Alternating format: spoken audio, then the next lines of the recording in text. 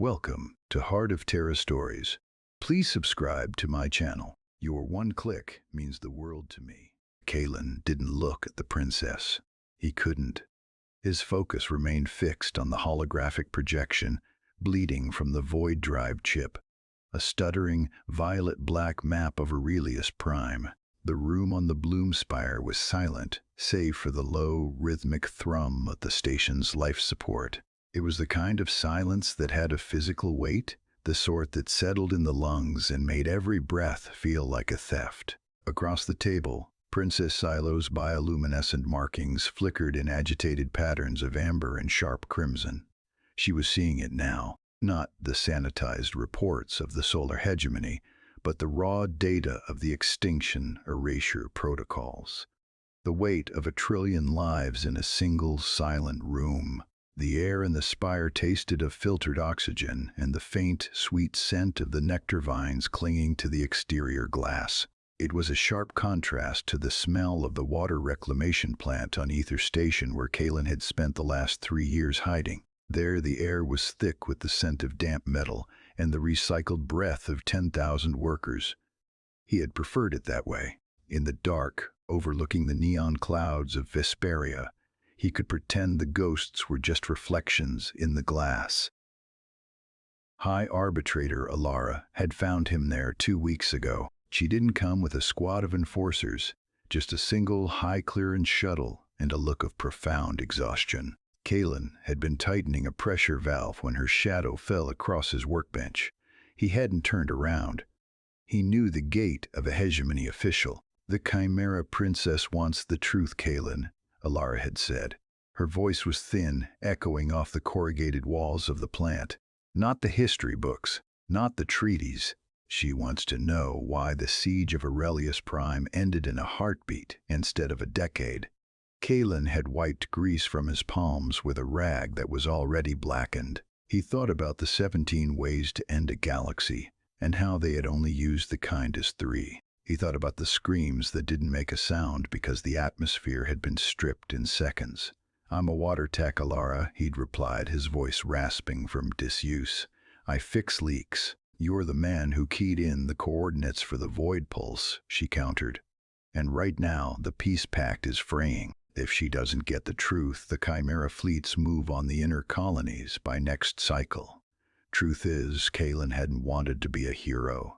He certainly hadn't wanted to be a butcher. But as he sat now in the Bloom Spire, watching the princess lean closer to the horrific reality of human deterrence theory, he realized the burden hadn't shifted. It had just waited. Xylo reached out, her long, slender fingers hovering over the data streams of the erasure protocol. She looked at the statistics of a world turned to glass. Then finally, she looked at him. Her eyes were vast, swirling pools of silver. There was no anger there yet, only a devastating, soul-deep confusion. "You did this," she whispered. "You erased them." Kalen felt the familiar, cold ache in his chest, the one that usually started around 0300 hours on the station. He didn't flinch. Monsters do the right thing so humans can stay human, he thought, though the words stayed locked behind his teeth. The air in the spire seemed to thin, as if the void drive chip were physically consuming the room's atmosphere. Xylo's hand trembled, her bioluminescence fading to a hollow, bruised violet. She looked at the data the way the human fleet hadn't just conquered, but had unmade the very atoms of the Aurelius defensive grid. It was a victory built on the terror of what we might become, and the cost was written in the lines around Kalen's eyes.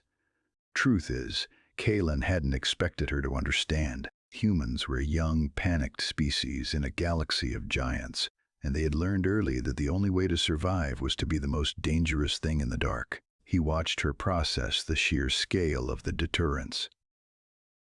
"If we can do this to them," the data whispered, "imagine what we would do to you." But then, the princess did something the hegemony hadn't predicted.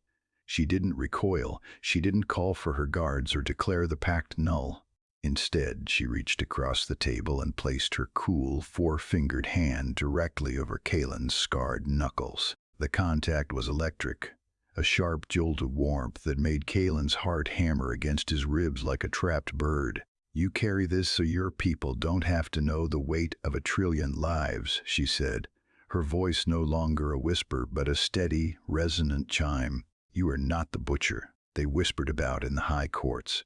You are the wall." Kalen finally looked up. He saw the reflection of the violet data in her silver eyes, but he also saw a flicker of something else, a shared burden. The Chimera had their own shadows, their own cold equations.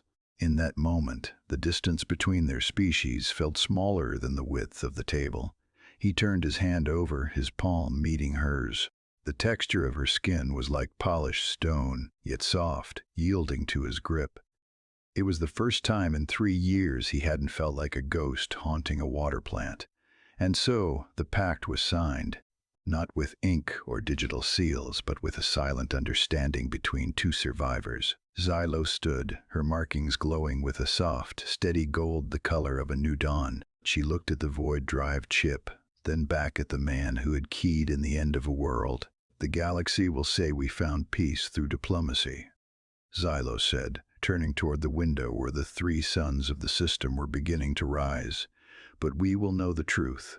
We found it in the silence of what we refused to do next."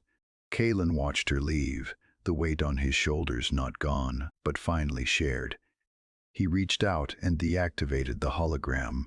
The images of Aurelius Prime vanished, leaving the room in a warm, natural light. He thought about the 17 ways to end a galaxy and realized for the first time that he might never have to count to 4. He was a silent sentinel, a man of grease and shadows, but as he looked out at the Bloomspire's gardens, he finally let out the breath he'd been holding since the siege.